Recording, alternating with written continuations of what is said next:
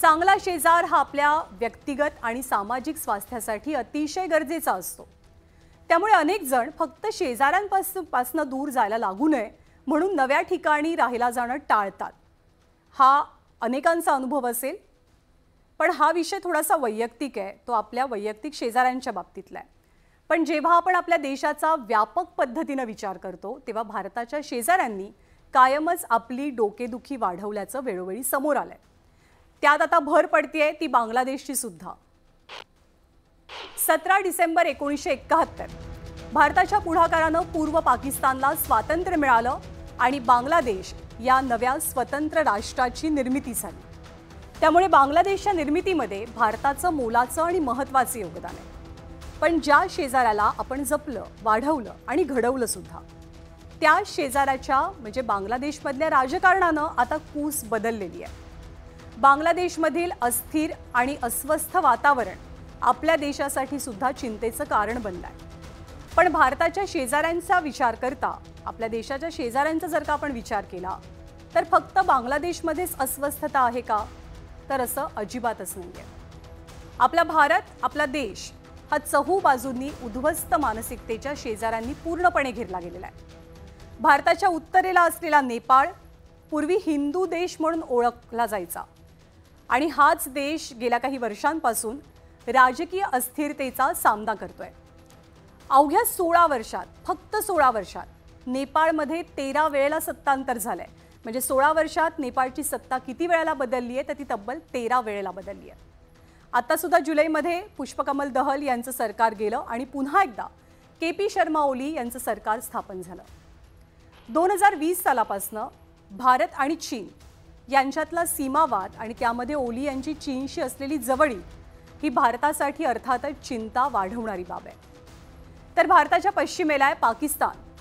अगदी निर्मितीपासून भारतासाठी सर्वात मोठी डोकेदुखी ठरत राहिला आहे। 1979 साली लष्करी हुकुमशहा जियाउल हक ते 1999 मधील परवेज मुशर्रफ यांची लष्करी सत्ता आणि नवाज शरीफ ते इम्रान खान यांचं लोकशाही सरकार, यापैकी कुणालाच पाकिस्तानला योग्य ट्रॅकवरती आणता आलेलंच नाहीये। आताही इम्रान खान जाऊन शहबाज शरीफ आले, पण अजूनही पाकिस्तानला ना राजकीय स्थैर्य लाभलंय ना आर्थिक सबलता। भारताच्या दक्षिणेला आहे श्रीलंका। 2022 साली आर्थिक दिवाळखोरीत गेलेल्या देशात अध्यक्षांना देश सोडावा लागला।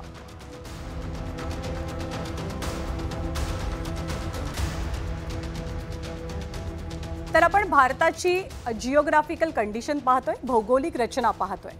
भारताचा अगदी पहिल्यापासूनचा शत्रू म्हणजे पाकिस्तान।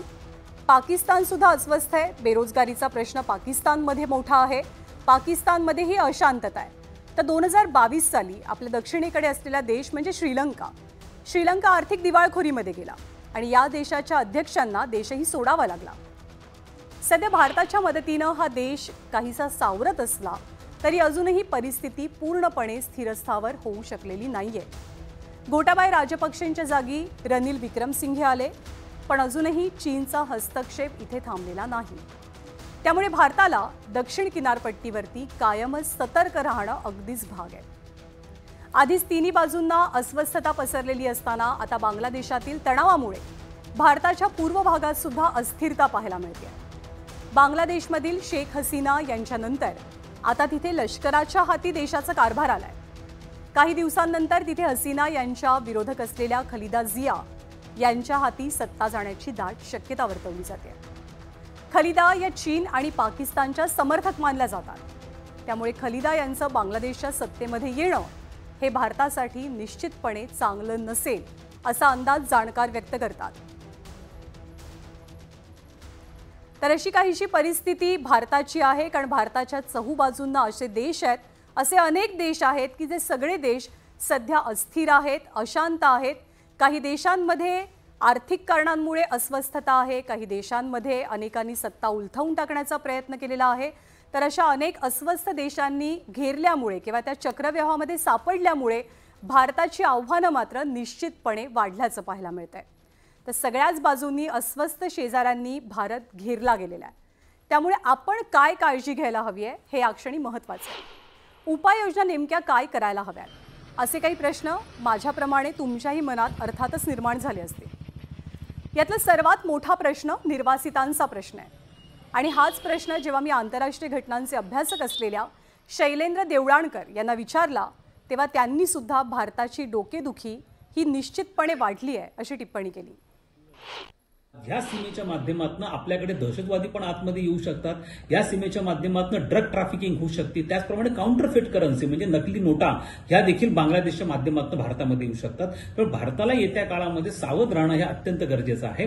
दुसरं असं आहे की जर बांगलादेशची वाटचाल ही लोकशाहीकडनं धार्मिक मूलतत्वाकडे जाणार असेल, कारण पुन्हा एकदा जमाते इस्लामी सारखे पक्ष तिथं स्ट्रॉंग बनू शकतात, खालिदा जिया जर परत सत्तेमध्ये आल्या, तर अशा धार्मिक मूलतत्ववादाचा भारतासाठी निश्चितपणे डोकेदुखी ही ठरू शकते. त्याचप्रमाणे अशा धार्मिक मूलतत्ववादी बांगलादेशवरती चीनचा प्रभाव हा देखील वाढू शकतो. त्यामुळे भारताला जसा पश्चिमेकडनं पाकिस्तानचा धोका आहे, तसा पूर्वेकडनं बांगलादेशचा देखील धोका निर्माण होऊ शकतो. त्यामुळे बांगलादेशमधल्या अस्थिर परिस्थितीचा परिणाम हा अनेक अर्थांनी आपल्या देशावरती होण्याची शक्यता आहे. बांगलादेशमधल्या राजकीय अस्थिरतेचा आणि लष्कराच्या हाती सत्ता जाण्याचा जो मुद्दा आहे, ही बाब सुद्धा भारतासाठी अतिशय चिंतेची आहे.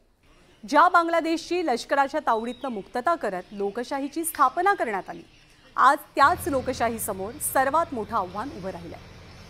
बांगलादेशमधील ही स्थिती लोकशाहीवरती विश्वास असणाऱ्या प्रत्येकाला चिंतेत टाकायला लावणारी आहे. त्याचवेळी सर्वांना ही परिस्थिती विचार करायला भाग सुद्धा पाडते. भारताचे माजी पंतप्रधान अटल बिहारी वाजपेयी यांचे एक ऐतिहासिक वाक्य आहे. ते पाकिस्तानला उद्देशून असं म्हणाले होते की तुम्ही मित्र बदलू शकता पण शेजारी नाही. तुम्ही इतिहास बदलू शकता पण भूगोल नाही. काही शेजाऱ्यांच्या कुरापतींमुळे तर काही शेजाऱ्यांच्या गृहकलहामुळे आज भारताची डोकेदुखी प्रचंड वाढली आहे. तर ही बातमी संपवताना इथे 2 तारखा मला निश्चितपणे अधोरेखित कराव्याशा वाटतात. त्यातली पहिली तारीख आहे 15 ऑगस्ट 1975ची. मुजीबुर रहमान यांच्या हत्येची तारीख आहे. भारताच्या स्वातंत्र्य दिनाच्या दिवशीच त्यांची हत्या झाली आणि त्या दिवशीपासून हा दिवस बांगलादेशमध्ये काळा दिवस म्हणून पाळला जातो. तर दुसरी तारीख आहे 5 ऑगस्टची. 5 ऑगस्ट 2019 साली भारतानं कलम 370 हटवलं आणि एक नवा इतिहास लिहिला. तर 2024 साली याच दिवशी म्हणजे 5 ऑगस्टला काल बांगलादेशात सत्ता उलथवली गेली. या दोनही तारखा या भारतासाठी महत्त्वाच्या आहेत, पण बांगलादेशसाठी काळ्या इतिहासाच्या. या दोन्ही घटनांमध्ये पाकिस्तानच्या भूमिकांचा विचार केला तर हा निव्वळ योगायोग तर नक्कीच नाही असंही म्हणावंसं वाटतं. आणि जेव्हा जेव्हा जनता रस्त्यावरती उतरते, जेव्हा जेव्हा जनता आक्रमक होते, सत्तेविरोधात लढा देते, तेव्हा काय घडतं हे आता आपण बघणार आहोत. बांगलादेशमधलं एक दृश्य आम्ही तुम्हाला दाखवणार आहोत आणि हे दृश्य बरंच बोलकं आहे. बांगलादेशमध्ये जेव्हा काल आंदोलनकर्ते कमालीचे आक्रमक झालेले होते, तेव्हा त्यांनी काय केलं ते या दृश्यांमध्ये आपल्याला दिसतंय. ज्या पुतळ्यावरती बांगलादेशचे आक्रमक आंदोलनकर्ते घाव घालतायत, तो पुतळा आहे शेख मुजीबुर रहमान यांचा, बांगलादेशचे राष्ट्रपिता, ज्यांनी बांगलादेशचा स्वातंत्र्य लढा उभारला, पाकिस्तानच्या अत्याचाराविरोधात लढा दिला, देशाला स्वातंत्र्य मिळवून दिलं.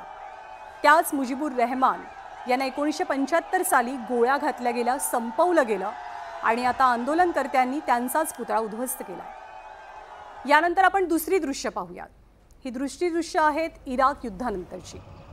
इराक युद्धामध्ये सद्दाम हुसेनच्या पराभवानंतर इराकच्या जनतेनं हुकुमशहा सद्दाम हुसेनचा पुतळा असाच आडवा केला होता. थोडंसं आणखी इतिहासात जाऊया, 30 वर्ष मागे जाऊया.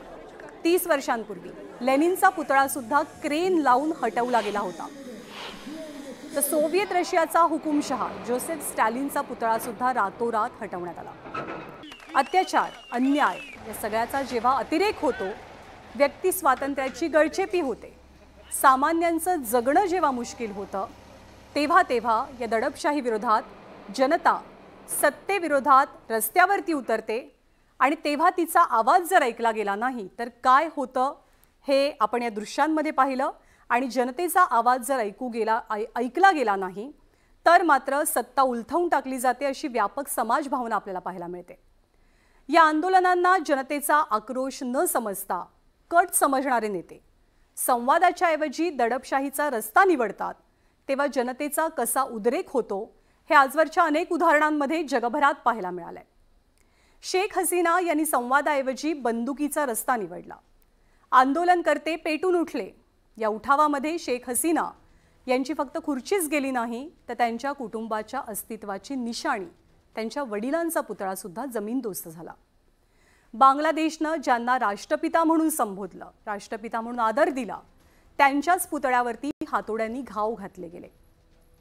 जगभरातल्या राजकारण्यांना यातून एक प्रातिनिधिक संदेश दिला गेल्याची चर्चा आहे। जी जनता तुम्हाला डोक्यावर घेते, तुमच्या नावाचा जयघोष करते, तुमचे पुतळे उभारते, त्या जनतेला जेव्हा नेता गृहीत धरतो, संवादाच्या ऐवजी दमन करतो, तेव्हा त्या नेत्याचं अधःपतन रोखणं अशक्य बनतं।